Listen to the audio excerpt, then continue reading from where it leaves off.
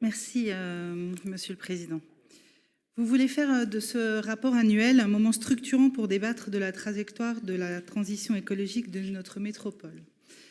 Pour cela, vous transformez ce rapport de transition écologique et sociale en un bilan du plan climat, un an après son adoption. À vouloir faire cela, certains aspects traditionnels du rapport disparaissent.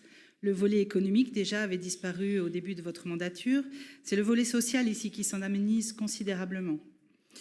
Si vous voulez faire un bilan du plan climat, je ne vais pas revenir aujourd'hui sur nos commentaires au moment de l'adoption du plan climat, sur votre mix énergétique, votre trajectoire zéro carbone qui exclut l'énergie nucléaire.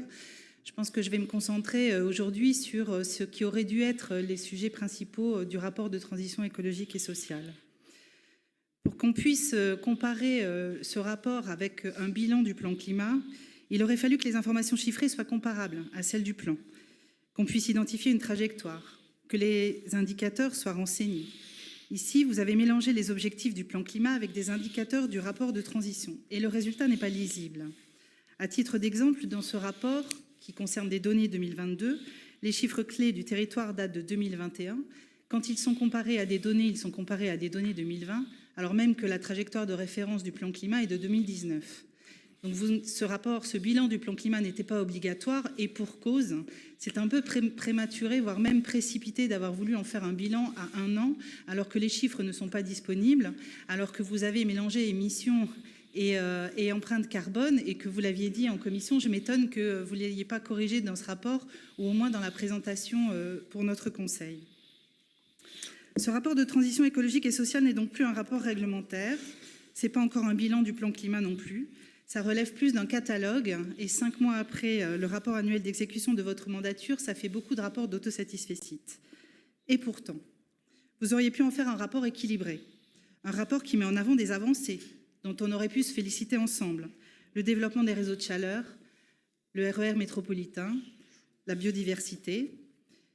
Mais au lieu de ça, vous avez préféré mélanger des chiffres, mélanger des informations, mélanger des objectifs. Il n'y a pas de trajectoire, vous ne relevez aucun point de progrès, d'amélioration, de crainte, d'incertitude.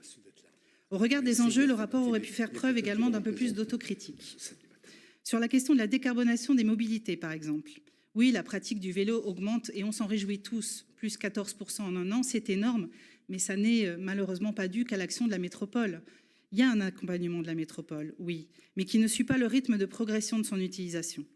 Les métropolitains attendent des aménagements qu'ils se débloquent beaucoup plus vite, en termes de parking, d'abris vélo et surtout de pistes cyclables sécurisées.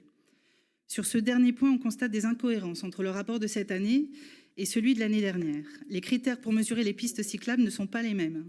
Sinon, je vous vois mal expliquer qu'on soit passé de 1520 km de pistes en 2021 à 740 en 2022.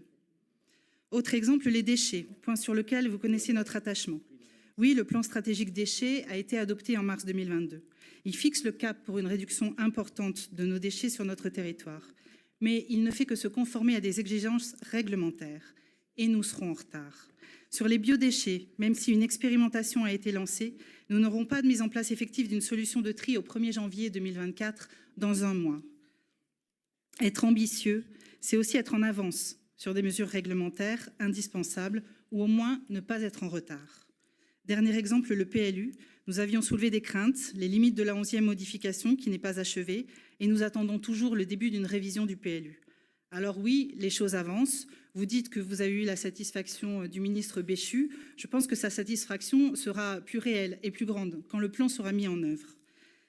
Pour un rapport de transition écologique, pour un débat sur une trajectoire de transition écologique, il faut embarquer tout le monde. C'est l'objet même d'un tel rapport. Mais pour embarquer tout le monde, il faut un rapport objectif, transparent et complet. Merci.